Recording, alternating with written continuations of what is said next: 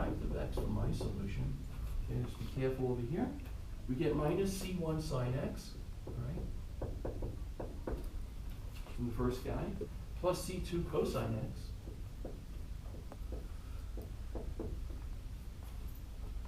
Okay, and then derivative of 4x is plus 4, right?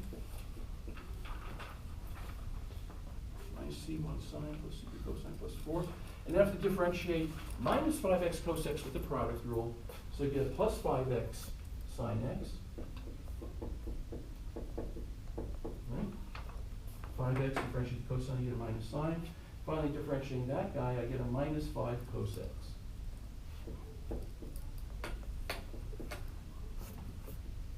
Okay, let's plug in finally the value at pi. Okay, that goes out. C2 cosine pi is just a negative C2 plus 4, right? And then the 5x sine x, I don't have to worry about because the sine pi is 0, and minus 5 cos pi is plus 5. Something's wrong. 7. Oh, no, it's okay. I think it's okay. Let's just see. Yeah, okay, that's 9 minus C2. But we're told that the value is going to be 2. See what is 2? Okay, so right. So it's obvious, therefore, that what? C2 has the value of 7. Right? Okay. So now we can write the solution to the initial value problem the following way. We've got C1 cosine x. I found that C1 is 9 pi. Plus C2 sine x. What was C2? 7.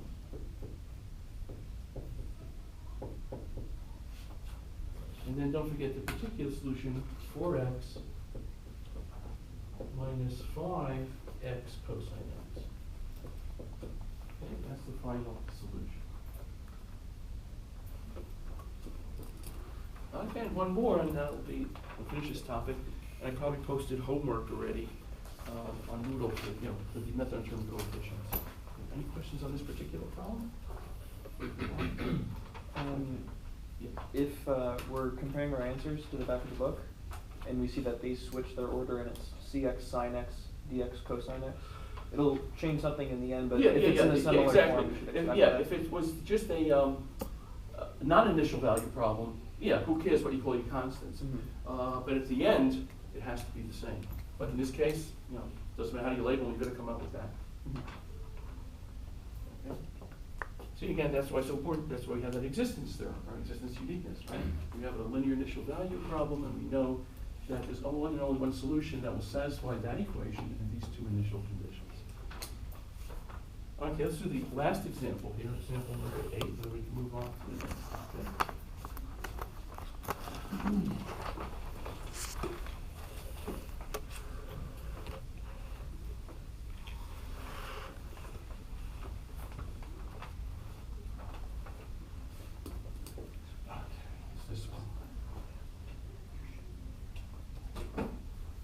So I've got secondary y with respect to x minus 6y prime plus 9y.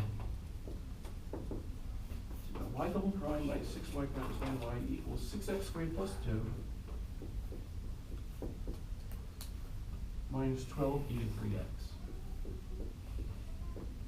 Read that again. So on the left hand side I got second y with respect to x minus 60y dx plus 9y. On the right, I got 6x squared plus 2 minus 12 e to the 3x. Okay? Same procedure all the time. Let's get the homogeneous solution, or solution to the homogeneous equation, rather. Well, my equation now is going to be r squared minus 6r plus 9 is equal to 0, right? That factors into what? R minus 320 squared is equal to 0. So you got a double root, right? So R1 equals R2 equals 3.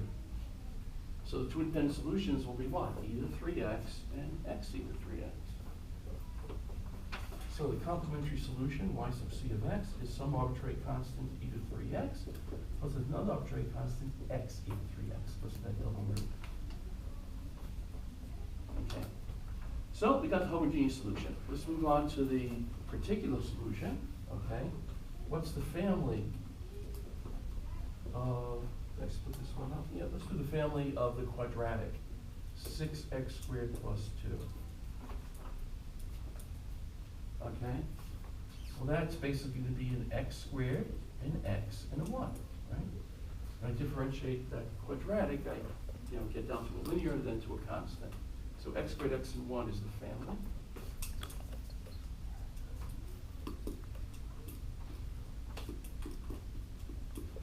And now I need the family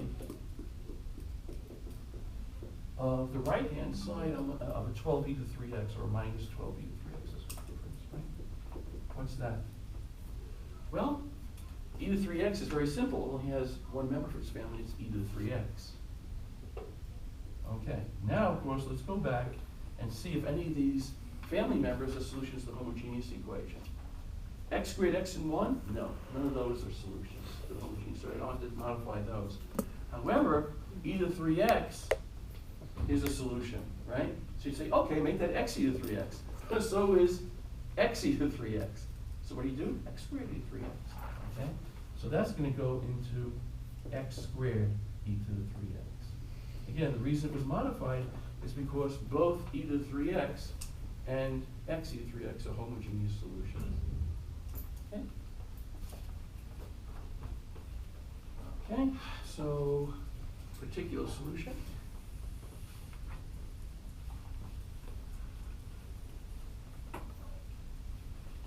And again, any algebra I leave out you should do.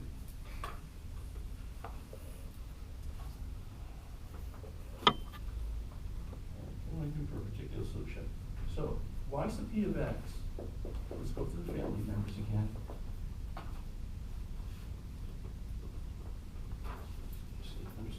The reason I want to go to my notes is because I know I don't write with a and b's and then give you the wrong equation at the end. Okay, ax squared plus bx plus c. Okay. Now, for the x squared, x, and 1, right?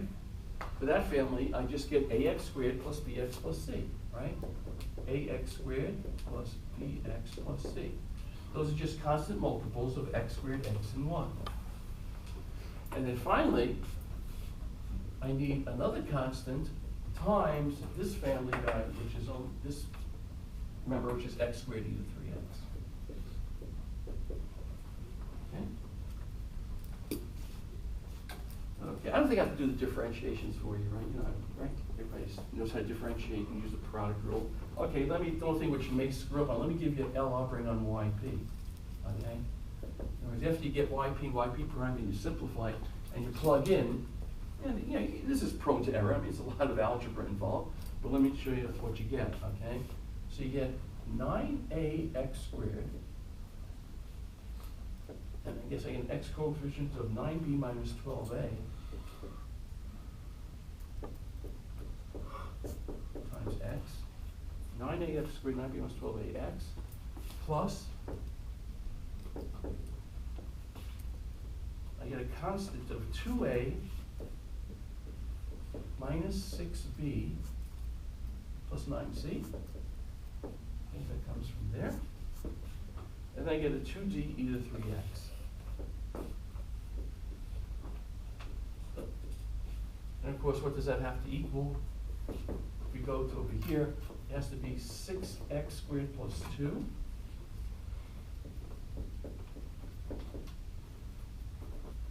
Minus 12e to 3x.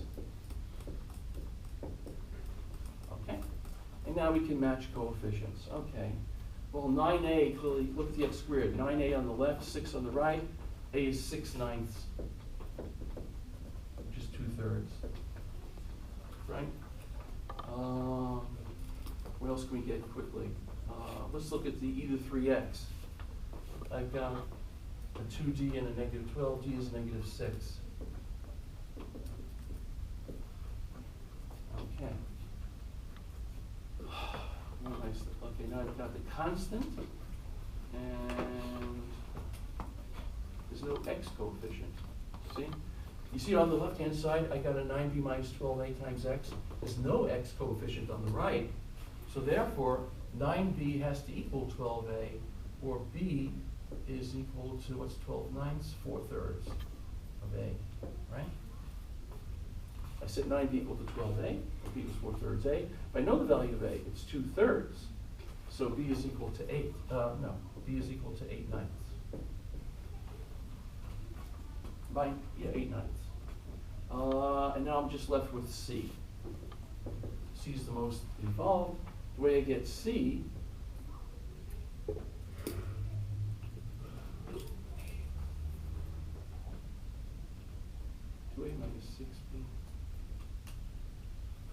He's not right there. yeah, I think I made a mistake over here. Oh, I'm going to white page. 9ax squared, 9b minus 12ax, 2a minus 6b plus 9c. Sorry for that. Let's put the c there. Okay. Yeah. Okay, and then you find the value of c, of course. Well, how do you get that? You set the constant equal to 0. You know a and b. And when you solve for c, you'll find that c comes out to be 2/3. Yeah. Is the constant not equal to 2? Let's see. Oh, you said 0. Which one is wrong, you think? C? What happens is there's a 2 on the right, right? Mm-hmm. So set 2a minus 6b plus 9c equal to 2. Right. Plug in your values for a and b, you should come out with c equal to 2/3. Okay. Yeah. If I said 0, I apologize. It's not 0. It's 2. Yeah. Okay. So your particular solution for this case is equal to, go back to the beginning, big AX squared, that's 2/3 x squared, plus BX, what do I find for B? 8/9 big C, 2/3. And then D, x squared e to the 3x minus 6. X squared e to the 3x. Okay, kind of involved, but that's what it is. And of course, the general solution, if it's a problem on the exam said find the general solution, if you wrote at this stage y sub c of x plus yp of x, that's fine. Okay, you don't have to plug in the mess for yc and yp. Because I see yc over here, I see y sub p right over there, and I know. And notice that in this case, the general solution, because of the y sub c of x, contains 2 arbitrary constants. That's to be expected. It's a second order differential equation. There's no initial data given. And the other problem, we give initial data, so the C1, C2 actually evaluated to something. Okay. So now we're going on to our next topic over here. But let me again, I've said this verbally, maybe I'm going to write this down, so you know it's important, okay? So, the method of variation of that's undetermined coefficients. The one that we just covered, the method of undetermined coefficients.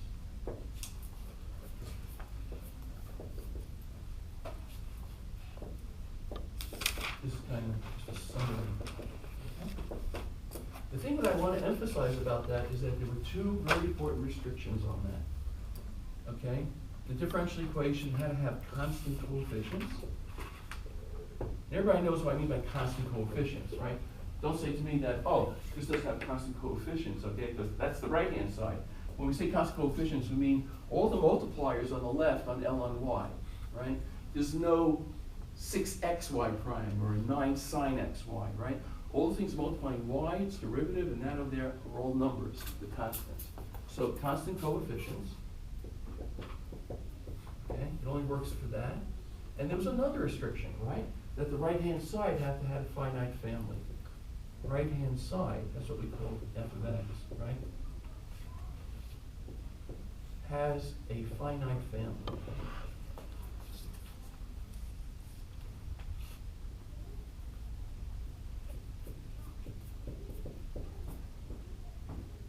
Again, let's remind ourselves what we mean by that. It means if you take the right-hand side and you look at it and all its derivatives, there has to be a finite number of functions such that you can write all those guys as a linear combination of.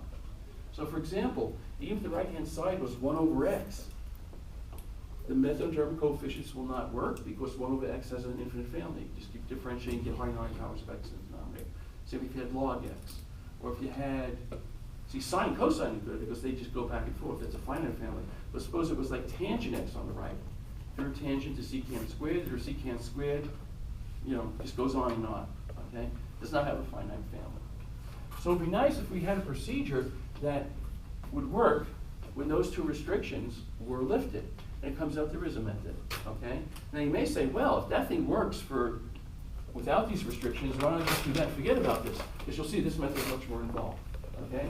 And a lot of the equations that occur in practice are amenable to the method of term coefficients. They have constant coefficients on the left, and on the right, the finite family, okay? But you do encounter ones where those, either one or two or both are violated. The technique I'm going to show you works in this case. And it's called the method of variation of parameters. And you'll see exactly why that terminology is taken. Method of variation of parameters.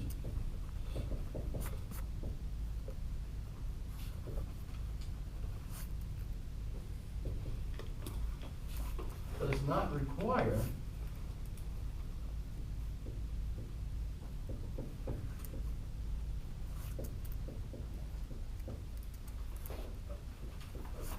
the two above restrictions.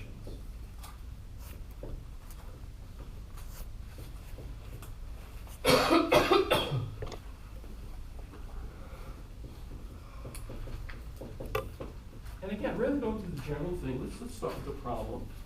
Okay, I think I have one here.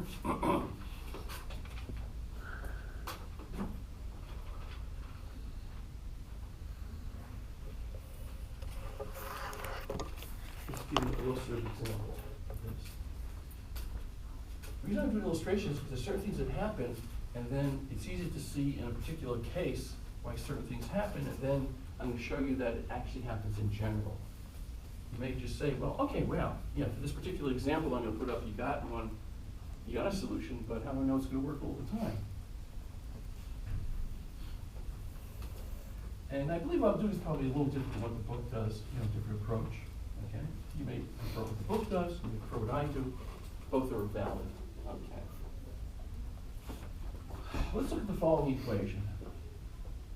Second order y with respect to x plus y equals the tangent of x.